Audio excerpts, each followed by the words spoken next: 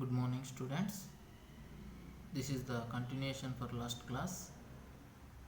In our last class, we discussed coal tar contains some common compounds along with some water. First, we need to remove this water before the fractional distillation of coal tar. Okay, after removing water, the coal tar is subjected to fractional distillation. Okay, after removing water, coal tar subjected to fractional distillation. During the fractional distillation of coal tar, some fractions are collected collected separately at different temperatures. Okay, now let us see what are those fractions. Fractions nothing but some material at different temperatures. Some materials are separated. Now let us see those materials. Here temperature, next one main fraction,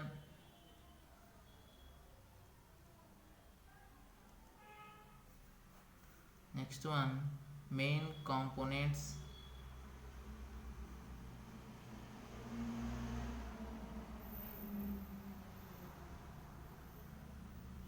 main constituents present in this fraction. Okay, now the temperature around 80 to 170 degrees Celsius.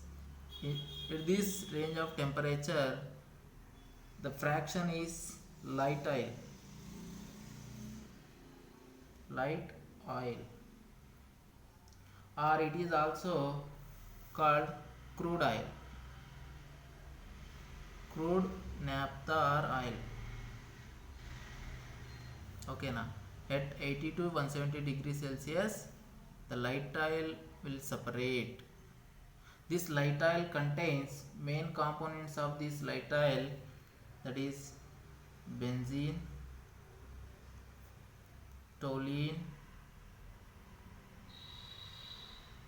xylene, etc. These are the main constituents present in this light oil. This light oil separate at 80 to 170 degree Celsius. Next, second temperature range, that is 170 degree Celsius to 230 degree Celsius. In this range, the component, that is that mixture, here this is main fraction or material. That material is middle oil, or it is also called as carbolic acid.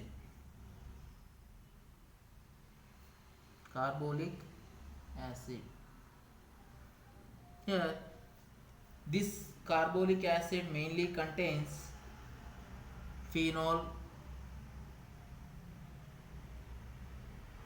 next to naphthalene,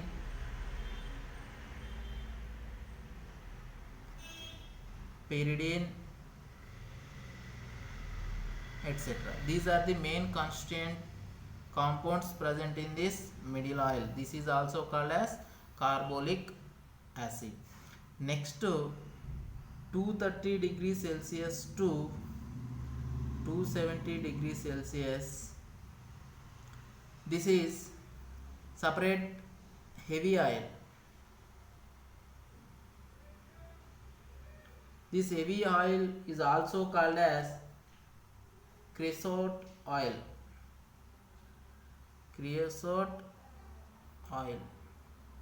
Heavy oil or creosote oil. This creosote oil or heavy oil contains creosotes, naphthalene,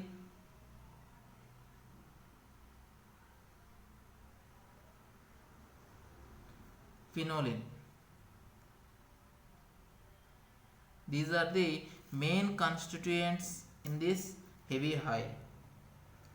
Next, up to from 270 degrees Celsius to 360 degrees Celsius. In this range of temperature, green oil, that is green oil, will separate in this range of temperature. This green oil is also called as anthracene oil.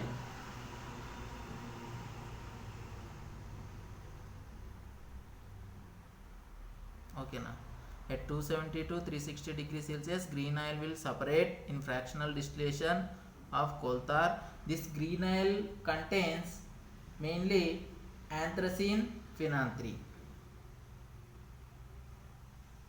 Anthracene and phenanthrene. Okay, now next, above 360 degrees Celsius, about this 360 degrees Celsius, that contains that main fraction is considered as pitch. This is considered as pitch. This pitch contains 90 to 94% of carbon. Okay, na? These are the different fractions or different materials separated at different temperatures in fractional distillation. These different components contains different constituents. This light oil will separate at 80 degrees to 170 degrees Celsius. It contains mainly benzene, toluene, xylene. And middle oil contains phenol, naphthalene, pyridine, etc. Heavy oil contains cresols, naphthalene, phenolene. And green oil contains anthracene, phenanthrene. Next, after this one, pitch. Pitch means after 360 degrees, the residue will left over in this fractionating column. That residue is considered as pitch. This mainly contains carbon, purely 90 to 90% carbon present in that residue. These are the components separated during the fractional distillation of coal tar. Okay, now this is fractional distillation of coal tar, and the components will separate at different temperatures. Now, earlier we discussed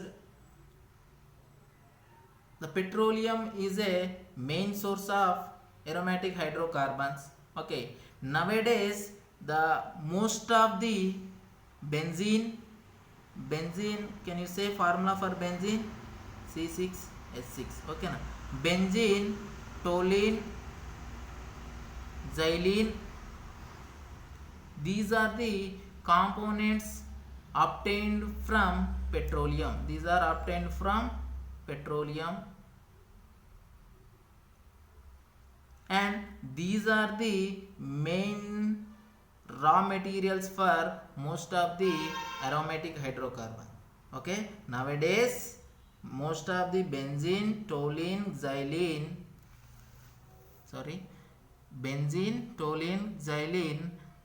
obtained from petroleum, and these are the raw material for most of the aromatic hydrocarbons.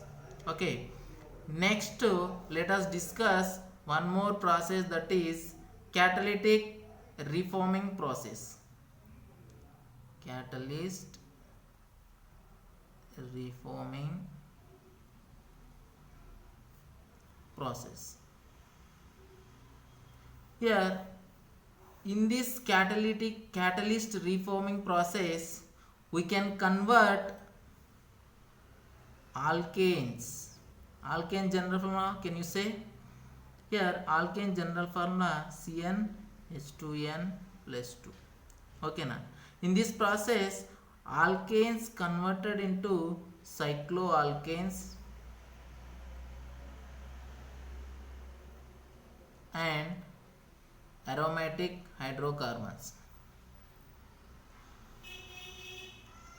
Okay, okay, catalyst reforming process. In this process, alkanes convert into cycloalkanes and aromatic hydrocarbons. Okay, actually what is this process? In this process, the naphthalene petroleum naphtha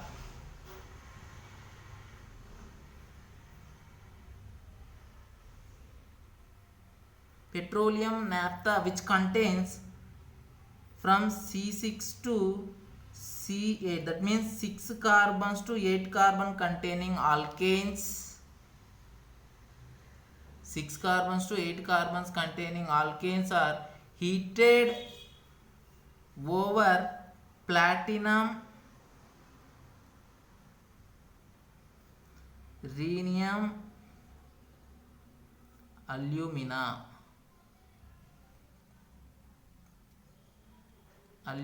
This is the catalyst.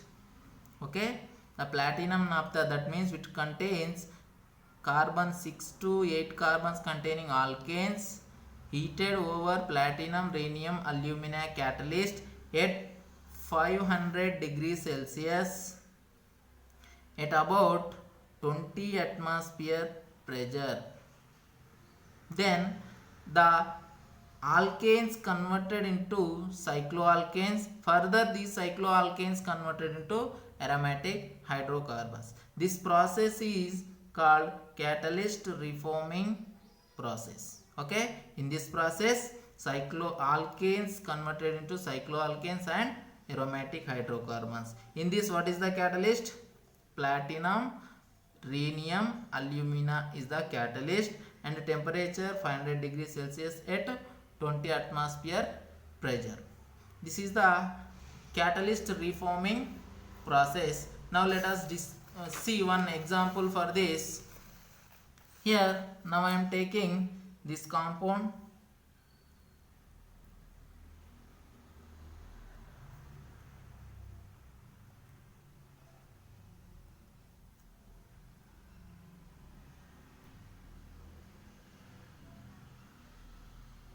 Can you say the name of this compound, anyone please? Here this compound contains 6 carbons, that's why root word is hex. All are single bonds, that's why prefix is N. Hex plus N, hexane. This is the N-hexane. Here N indicates normal hexane. There is no branch or no side chains in the molecule. Here N-hexane when subjected to catalyst, that is, what is the catalyst?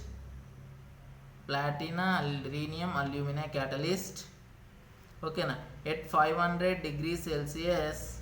Then what happens? From this carbon and from this carbon, one H2 molecule, that is 2 hydrogen atoms eliminated. Then between these two carbon, between these two carbons, new bond formation takes place. Then the compound converted like this: CH2, CH2, CH2, CH2, single bond, CH2, single bond, CH2, and this is the new bond between these two carbons, and this is a cyclohexane. Total 6 carbons, and this is a cyclic compound, that's why it is a cyclohexane.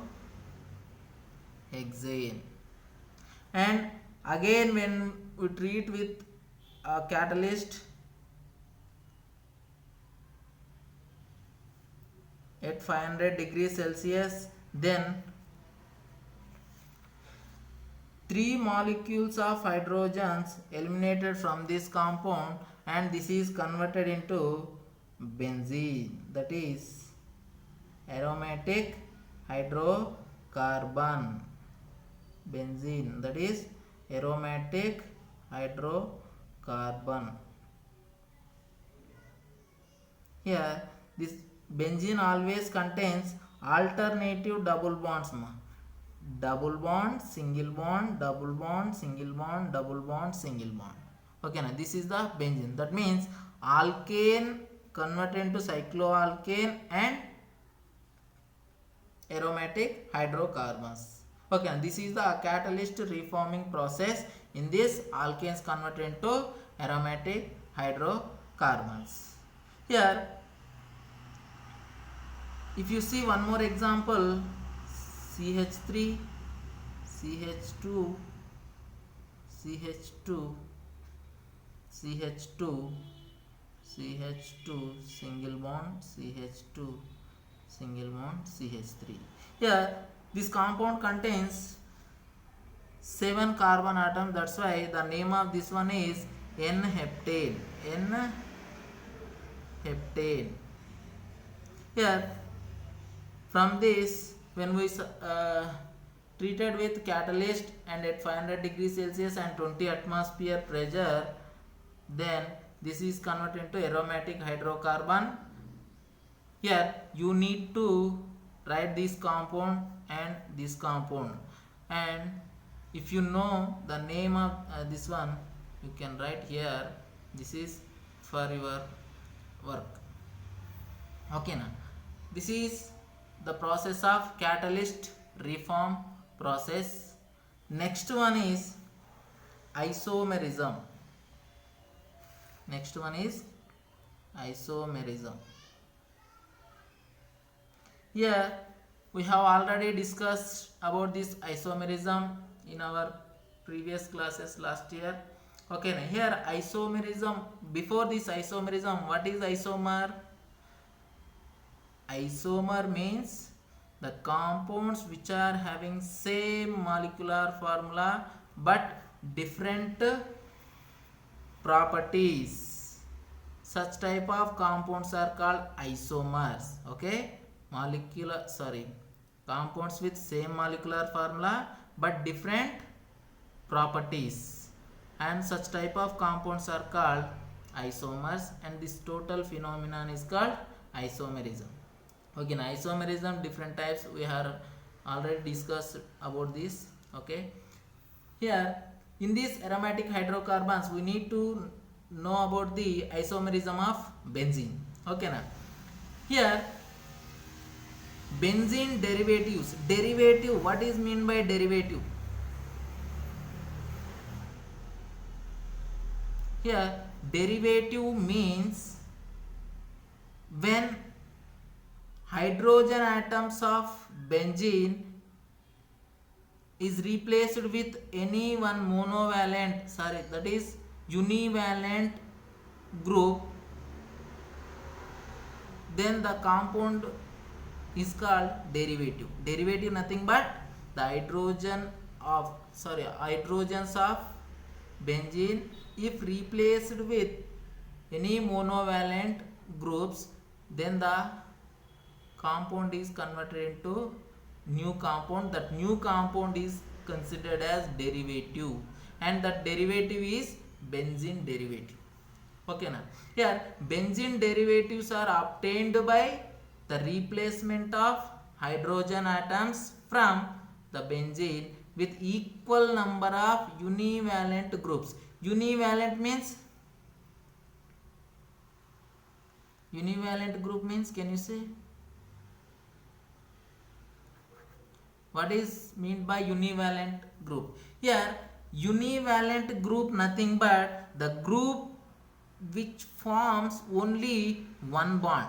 The group which forms only one bond, that means only single valence group, that means it can form only one bond. Such type of groups are called univalent groups. Okay, now here when the hydrogen atoms of benzene, for example here benzene formula is C6H6. This is the structure of benzene. The circle indicates alternative double bonds in the benzene ring, and these alternative double bonds always delocalizing. Delocalizing means always shift in between these carbons. That's why we can write this as circle in the benzene ring. Okay, now here in benzene ring 6 hydrogens are there. These 6 hydrogens, if 6 hydrogens are replaced with any univalent group, then that converted into one new compound. That new compound is a benzene derivative. Okay, now here like this benzene derivatives are obtained. For example, when we remove one hydrogen from this benzene, here -H indicates removing of hydrogen. Here now I am writing plus X. Here plus X indicates this X group adding to this benzene, this hydrogen removing from this benzene, then it converts to C6H5X. Here one hydrogen of benzene is replaced with X. That's why this is mono substituted derivative. Mono means one. Mono substituted derivative. Mono substituted derivative of benzene. If one more hydrogen replaced with one more group, then it is converted into C6H4X2. This is a two hydrogens are replaced by X now. That's why this is a di-substituted derivative. Like this, when we remove one more hydrogen from this, then we can get C6H3 X3.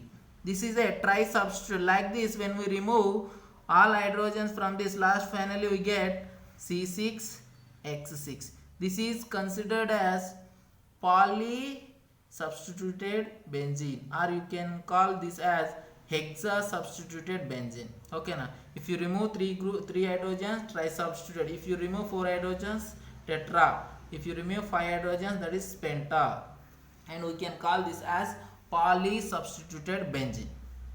Okay, now here in benzene benzene ring, these hydrogens, all 6 hydrogens are equivalent. Equivalent means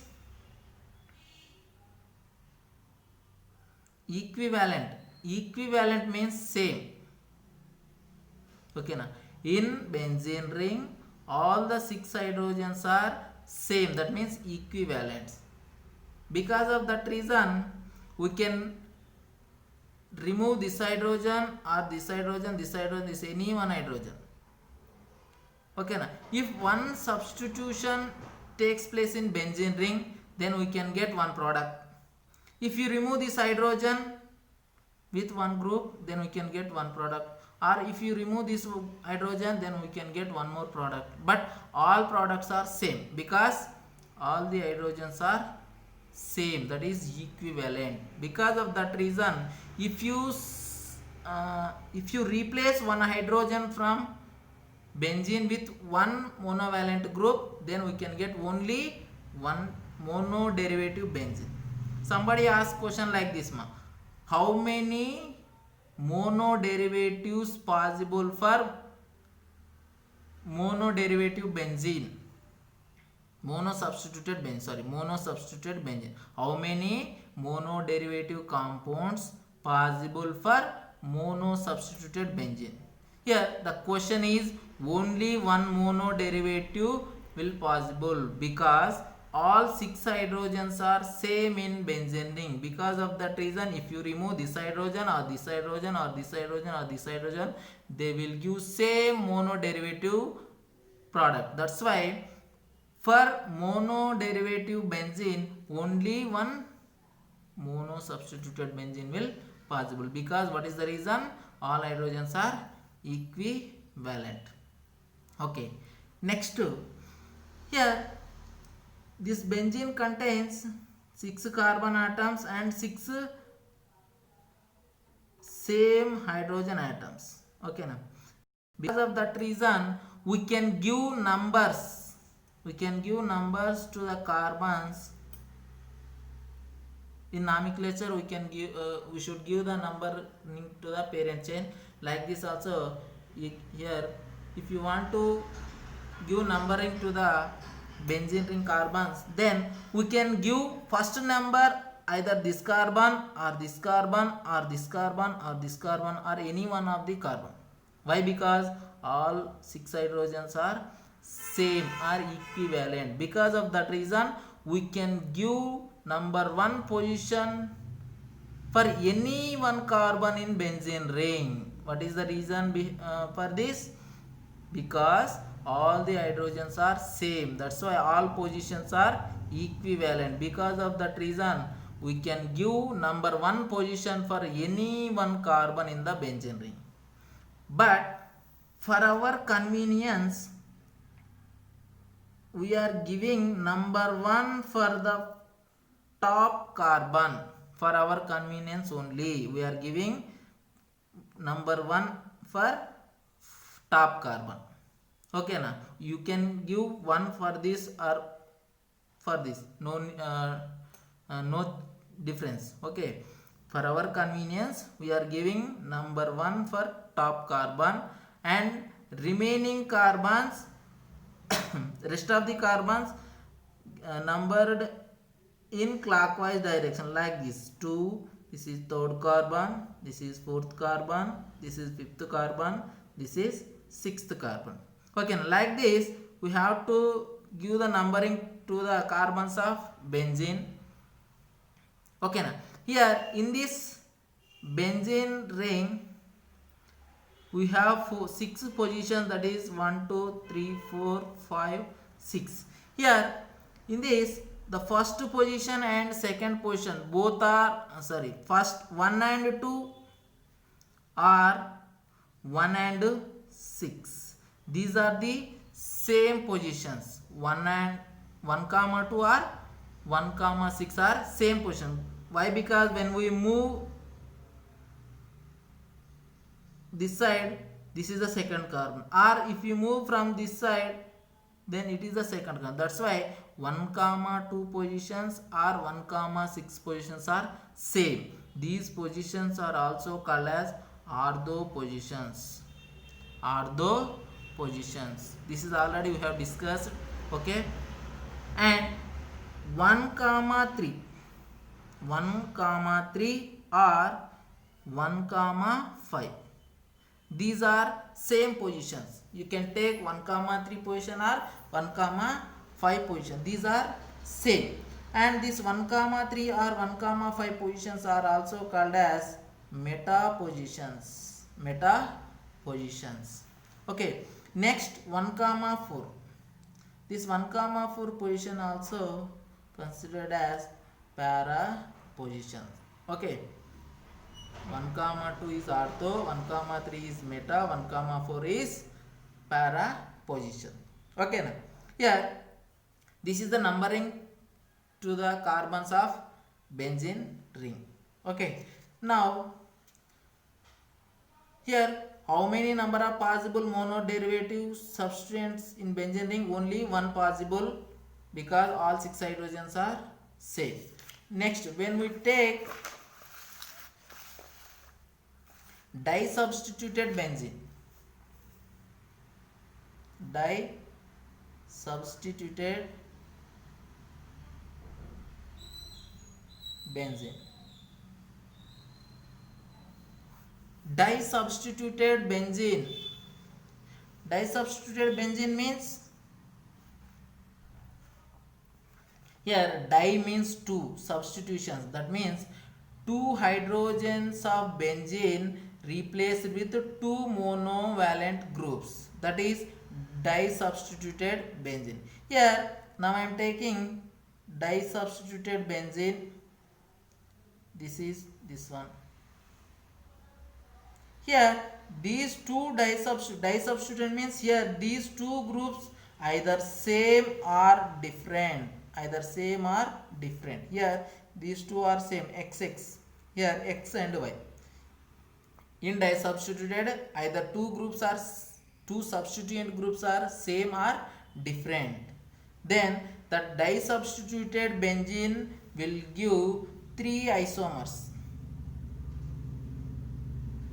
Okay, now disubstituted benzene gives 3 isomers. Either the two groups are same or different, then it gives 3 isomers. What are those 3 isomers? What are those 3 isomers? 1 comma 2 or 1 comma 6. Here what is this? 1 comma 2 or 1 comma 6. This is one isomer. This is also ortho product.